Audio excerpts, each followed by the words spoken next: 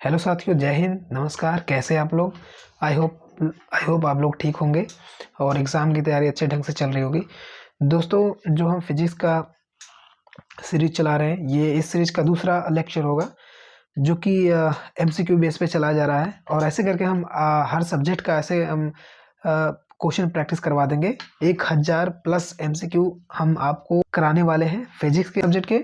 उसके बाद हम केमिस्ट्री, बायो, उसके बाद जितने भी मेजर सब्जेक्ट है, हिस्ट्री, पॉलिटी, जियोग्राफी, सभी के क्वेश्चन हम 1000 प्लस क्वेश्चन हम बहुत ही इम्पॉर्टेंट क्वेश्चन करवा देंगे सब्जेक्ट वाइज, ताकि आपको प्रैक्टिस करने में कोई दिक्कत ना हो। सब्जेक्ट वाइज अलग अलग सब्जेक्ट के मिल जाए आसानी से, और आपको यहाँ से क्वेश्चन 100% एग्जाम में देखने को मिलेंगे। ये आप लोग क्वेश्चन प्रैक्टिस करके खुद जवाब देना।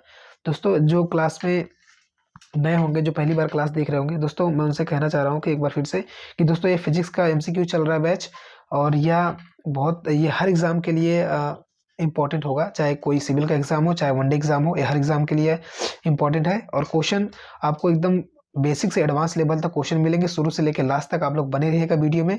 और इस सीरीज को अगर आपने पूरा देख लिया तो यकीन मानिए, जिस परीक्षा में आप बैठेंगे उसमें साइंस का वेटेज है, तो साइंस का वेटेज, साइंस के सब्जेक्ट से आप एक क्वेश्चन गलत नहीं करके आएंगे, ये मैं दावा के साथ कह रहा हूँ दोस्तों।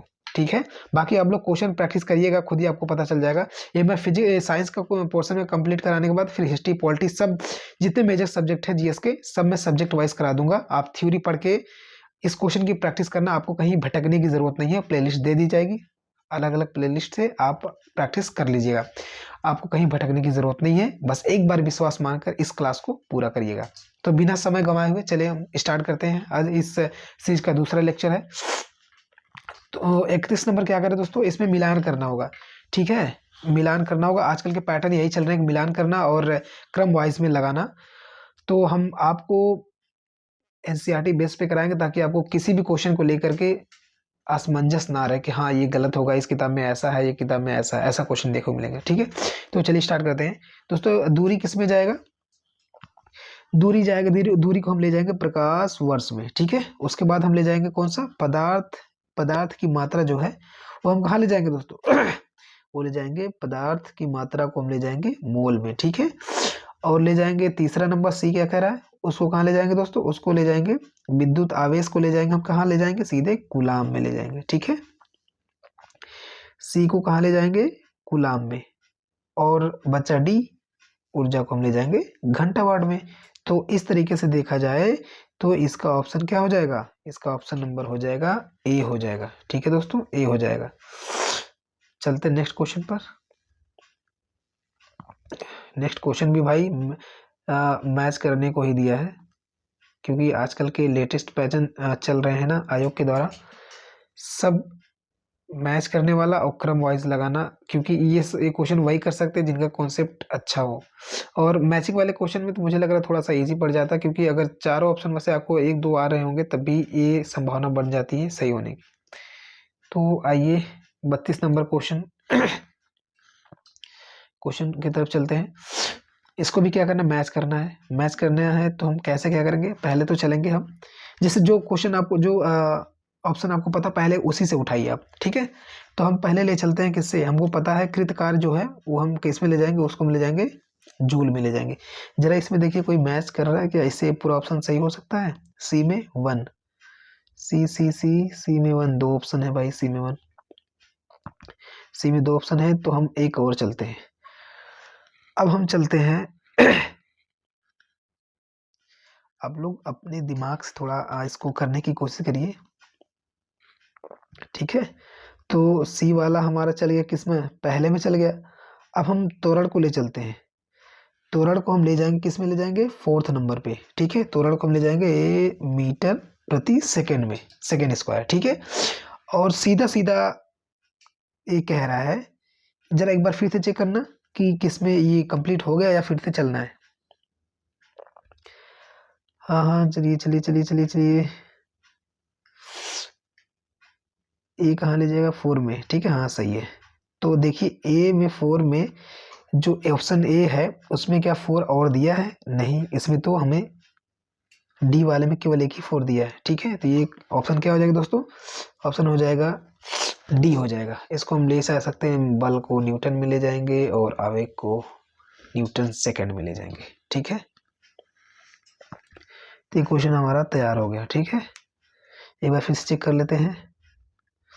32 का डी आंसर सी है, ले जाएंगे। ए वाले को हम ले जाएंगे फोर्थ में, ए वाला हमारा, ए वाला फोर्थ ले जाएंगे। बी में 3 को ले जाएंगे। उसके बाद सी को,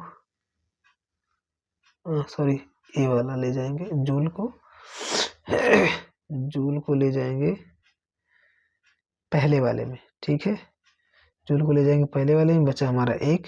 आवेग को ले जाएंगे न्यूटन सेकंड में। ठीक है, ये क्वेश्चन हमारा कंप्लीट हुआ।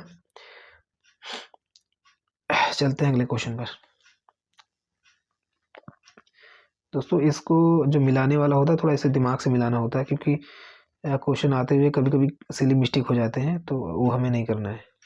33 क्वेश्चन नंबर क्या कह रहा है? प्लांक के अचर में किसका आयाम होता है? Option A. दोस्तों, मैं समय ज़्यादा नहीं कहूँगा, क्वेश्चन पे प्रैक्टिस में ज़्यादा ध्यान दूंगा, क्योंकि क्वेश्चन ज़्यादा से ज़्यादा सॉल्व किया जा सके। तो सीरीज एक खत्म होगी तो दूसरा सीरीज जल्दी लाएंगे। ठीक है, ऑप्शन ए ऊर्जा, 2 ऑप्शन बी क्या कह रहा है? रैखिक गति, सी कोणीय गति, डी बल। एसएससी 2015 का क्वेश्चन है, इसका ऑप्शन नंबर हो जाएगा, ऑप्शन नंबर सी हो जाएगा, कोणीय गति हो जाएगा। ठीक है, ऑप्शन नंबर सी कोणीय गति। 34 नंबर क्या कह रहा है दोस्तों? चौथे नंबर क्वेश्चन, एक लड़की झूले पर बैठी स्थिति में झूला झूल रही है। उस लड़की के खड़े हो जाने पर दोलन का आवर्त जो काल होता है वो बढ़ेगा या घटेगा, या लड़की की ऊंचाई पर निर्भर करेगा, या अपवर्तित रहेगा? तो क्या होगा दोस्तों? 34 नंबर क्वेश्चन इसका हो जाएगा दोस्तों, इसका कम हो जाएगा। ठीक है, ऑप्शन नंबर ए। चलते हैं 35 नंबर क्वेश्चन क्या कह रहा है? घूर्णन करती एक गोल मेज पर अचानक एक लड़का आकर बैठ जाता है। मेज का कोणीय वेग पर क्या प्रभाव पड़ेगा? कम होगा या बढ़ जाएगा, या उतना ही रहेगा, या कुछ नहीं कहा जा सकता? 35 नंबर, इसका भी question number option number A होगा। ठीक है, ऑप्शन नंबर ए। चलते हैं क्वेश्चन नंबर 36 क्या कह रहा है? क्वेश्चन नंबर 36 ये देखिए, यूपीपीसीएस 2013 में पूछा गया क्वेश्चन है।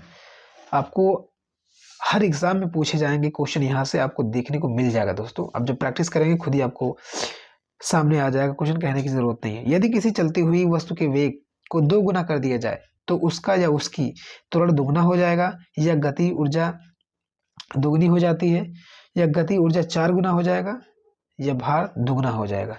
तो दोस्तों, इसका आंसर क्या हो जाएगा? इसका आंसर हो जाएगा ऑप्शन नंबर सी, गति ऊर्जा 4 गुना हो जाता है। ठीक है, इसका जो वस्तु वेग के 2 गुना कर दिया जाए, या उसका चलती हुई वस्तु के वेग को 2 गुना कर दिया जाए तो उसका या उसकी वेग क्या होगा? गति ऊर्जा 4 गुना हो जाती है। ठीक है, ऑप्शन क्वेश्चन नंबर 37 क्या कह रहा है? किसी पिंड के द्रव्यमान तथा भार में अंतर होता है क्योंकि, ऑप्शन ए द्रव्यमान परिवर्तनीय होता है जबकि भार स्थिर रहता है, ऑप्शन बी द्रव्यमान स्थिर रहता है जबकि भार परिवर्तित हो जाता है, ऑप्शन सी दोनों सत्य है, ऑप्शन डी दोनों असत्य है।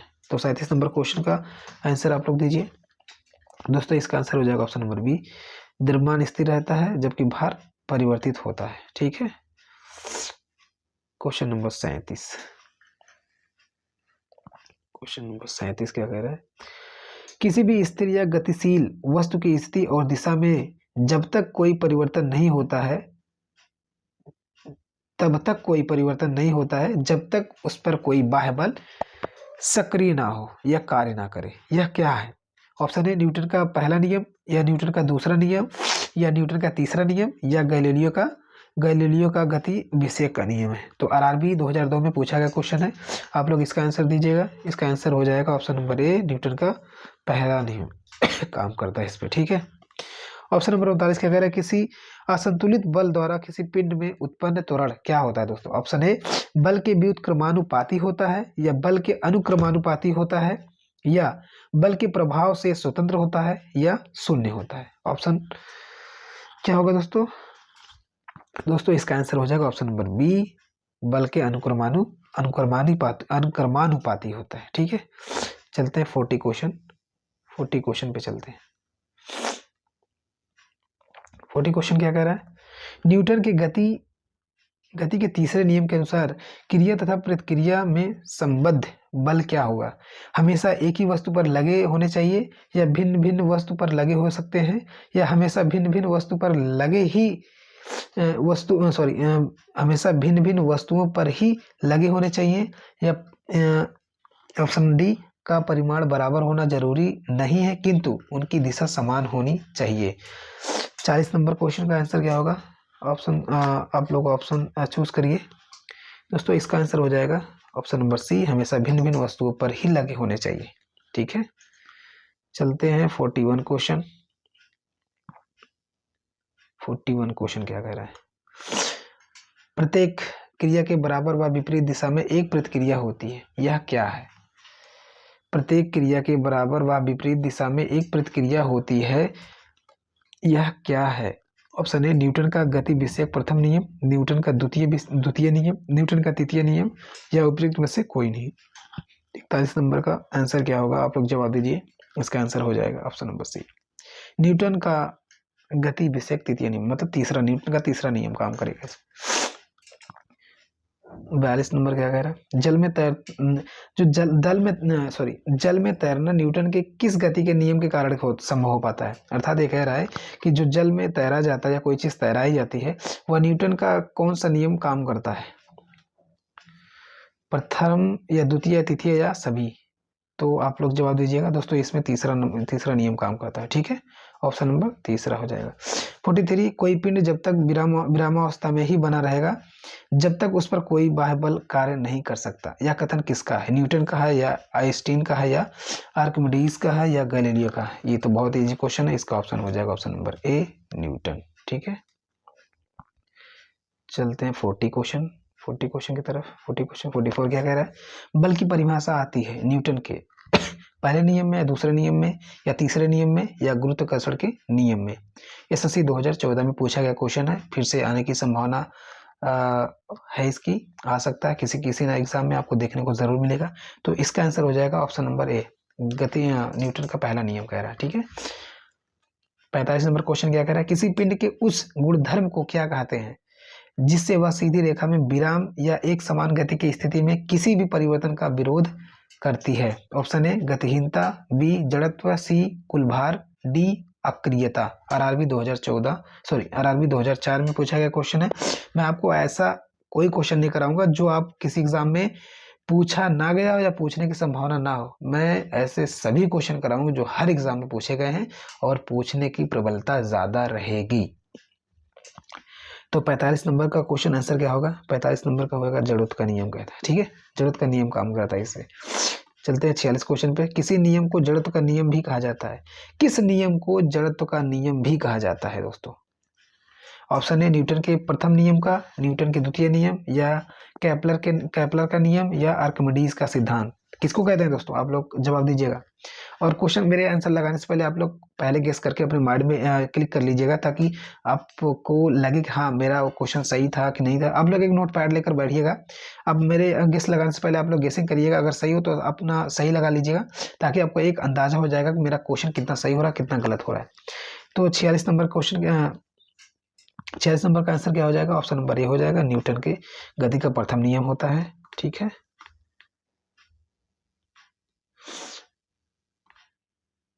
चलते हैं 47 नंबर क्वेश्चन पे। तो गाड़ी खींचता हुआ घोड़ा किस बल के कारण आगे बढ़ता है?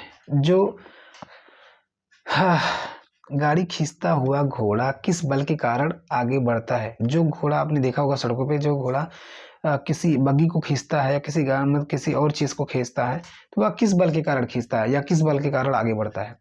गाड़ी द्वारा घोड़े पर आरोपित बल से, बी घोड़े द्वारा गाड़ी पर आरोपित बल से, सी घोड़े द्वारा अपने पैरों के पृथ्वी पर आरोपित बल से, पृथ्वी द्वारा घोड़े के पैरों पर आरोपित बल से। इसका ऑप्शन नंबर क्या हो जाएगा? ऑप्शन नंबर 47 का क्या हो जाएगा? 47 का डी हो जाएगा। ठीक है, पृथ्वी द्वारा घोड़े के पैरों पर आरोपित बल। 48 नंबर क्या कह रहा है? चलती हुई बस में जब अचानक ब्रेक लगती है तो बैठे हुए यात्री आगे की तरफ, इसका कहने का तात्पर्य है कि जब हम बस में बैठे रहते हैं या किसी गाड़ी में बैठे रहते हैं तो जब ब्रेक लगती है तो हम आगे की तरफ झुक जाते हैं। ठीक है, वही पूछ रहा है। तो ये किस कारण होता है? सापेक्षता सिद्धांत के कारण होता है, या न्यूटन का पहला नियम होता है इसके कारण होता है, या दूसरे नियम के कारण होता है, या तीसरे नियम के कारण होता है। दोस्तों ये साफ साफ आपने पढ़ा होगा, न्यूटन का पहला ही नियम है जो आपको बस का एग्जाम्पल देता है, ठीक है, या आगे झुकने या पीछे झुकने का। एनडीए 2011 में हर एग्जाम के लिए बल से क्वेश्चन करा रहा हूँ, चाहे वो एनडीए हो या यूपीएससी हो या पीसीएस हो या one day exam, RO 2024 latest question है दोस्तों, लेटेस्ट क्वेश्चन कि कई लोगों ने गलत करके आया है, कई लोगों ने गलत करके आए होंगे, इसका आंसर क्या होगा बट नहीं लगा पाए होंगे।